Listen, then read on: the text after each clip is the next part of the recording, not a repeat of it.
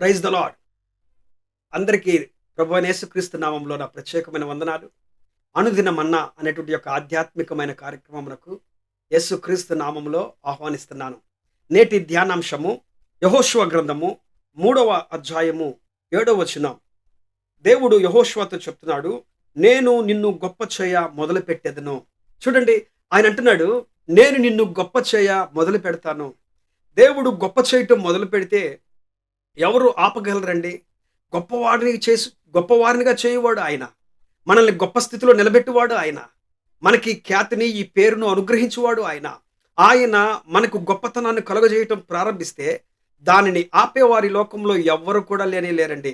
Bible గ్రంథంలో మీరు చూసినట్లయితే యెషయా గ్రంథము 1వ అధ్యాయం 2వ వచనంలో, ఆకాశమా ఆలకించుము, భూమి చెవియొగ్గుము, నేను పిల్లల్ని కని గొప్పవారినిగా చేసితిని, కానీ వారు తిరగబడి ఉన్నారు అని అంటాడు. అక్కడ ఒక మాట ఉండిద్ది, నేను గొప్పవారినిగా చేశాను, నేను నా పిల్లల్ని గొప్పవారినిగా చేశాను. చూడండి, వాళ్ళు మాట విన్నా, వాళ్ళు మాట వినకపోయినా గొప్పవారినిగా చేసేవాడిని మాత్రం నేను మాత్రమే. వారిని గొప్ప స్థితిలో నిలబెట్టేవాడు నేను మాత్రమే. ఎందుకంటే వాళ్ళు నా పిల్లలు, వారు నేను ఎన్నుకున్నటువంటి ప్రజలు. కాబట్టి మనము ఆయన ఏర్పాటు చేసుకున్న వాళ్ళము, మనం ఆయన ప్రజలము. కాబట్టి ఆయన మనల్ని గొప్ప చేయ మొదలు పెట్టేటువంటి దేవుడై ఉన్నాడండి. అందుకే హన్నా తన బిడ్డను షిలోహులో నిలబెట్టి దేవుణ్ణి స్తుతిస్తూ ఆరాధిస్తూ ఒక చక్కటి మాట చెప్పింది. ఏంటో తెలుసా? దేవుడు దీనులను దరిద్రులను పైకి లేవనెత్తువాడు, పెంట కుప్పల మీద నుండి పైకి లేవనెత్తువాడు. ఆయన ఉన్నత స్థితిలో నిలబెట్టువాడు, ఆయన రాజులతోనూ ప్రధానులతోనూ కూర్చుండబెట్టువాడు అని చెప్పిన మాట మాట్లాడిందండి. దేవుడు గొప్పవాడు, నిజమేనండి. లేమి గల వారి స్థితిలో నుండి, హీన స్థితిలో నుండి, పెంట కుప్పల మీద నుండి ఆయన మనల్ని పైకి లేవనెత్తేవాడు. ఆయన ఉన్నతమైన స్థితిలో నిలబెట్టగలిగినటువంటి దేవుడు.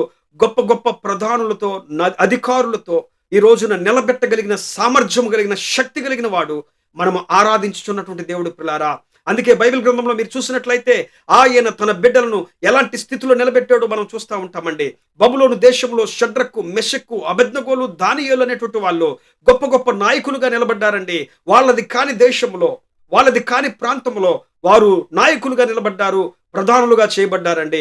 అలాగే యోసేపును ఐగుప్తు దేశంలో దేవుడు ప్రధానిగా చేసి నిలబెట్టాడండి.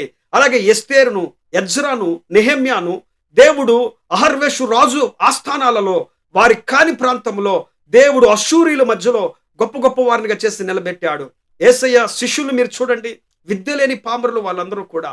యోహాను, ఆంద్రయ, పేతురు వీళ్ళందరూ కూడా విద్య లేని పామరులు. వాళ్ళు చేపలు పట్టేటువంటి వారు, ఎన్నిక లేని వారు. కానీ దేవుడు వారిని ఎన్నుకొని గొప్ప వారినిగా చేశాడు, ప్రపంచంలో నిలబెట్టాడు. బైబిల్ గ్రంథంలో వారి పేర్లను ముద్రించాడు. ఆయన గొప్ప చేయటం మొదలు పెడితే ఆపేవారి లోకంలో ఎవరు కూడా ఉండరండి. నేటి దినాలలో దేవుడు మిమ్మల్ని గొప్ప చేయనుగాక, దేవుడు మీ కుటుంబాన్ని గొప్ప చేయనుగాక, దేవుడు మీ బిడ్డల్ని గొప్ప చేయనుగాక, దేవుడు గొప్ప చేసి మీ జీవితాలలో అద్భుతమైన కార్యాలు జరిగించునుగాక. ప్రేమ కలిగిన తండ్రి, గొప్ప దేవుడా యేసయ్య, ఈ వాగ్దానం ఎంతమంది అయితే విన్నారో వారి జీవితంలో మీరు అద్భుతమైన కార్యాలు జరిగించి సంతోషింపచేసి నీ బలమైన కార్యాలతో మీరు నింపి నడిపించమని. నాయనా, నీవు గొప్ప చేయువాడవు. కష్టపడి చదువుతున్నారు బిడ్డలు, కష్టపడి శ్రమపడ్డారు, కష్టపడి నాయనా ఉద్యోగాల కోసం ప్రయత్నాలు చేస్తున్నారు, కష్టపడి పనుల కోసం ఎదురు చూస్తున్నారు. నాయనా, వారి కష్టమును చూడండి అయా. గొప్పవారి మధ్య నిలబెట్టేవాడివి, రాజులతో ప్రధానులతో కూర్చుని పెట్టేవాడివి, అధికారులతో నిలబెట్టువాడివి నా తండ్రి. అయా, నువ్వు ఇప్పటికే చాలా మందిని నిలబెట్టావు, ఇంకా నా తండ్రి నిలబెట్టగలిగిన దేవుడు అయ్యా. అద్భుతమైన కార్యాలు చేసి గొప్ప మేలులతో నాయన మీరు ఉన్నతమైన శిఖరాల్లో నీ బిడ్డలు మీరు కూర్చోబెట్టమని యేసు నామములో ప్రార్థించి అడిగి వేడుకుంటున్నాం పరమ తండ్రి. ఆమేన్, ఆమేన్.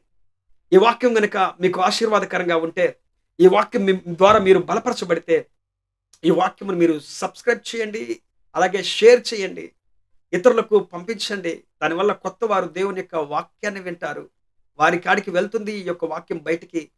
వారు దేవుని యొక్క వాక్యం చేత ఆదరించబడతారు, తృప్తిపరచబడతారు. దేవుడు రేపటి వరకు తోడుగా ఉండి మిమ్మల్ని అందరినీ కూడా వర్ధిల్ల చేయనుగాక. ఆమేన్. Praise the lord.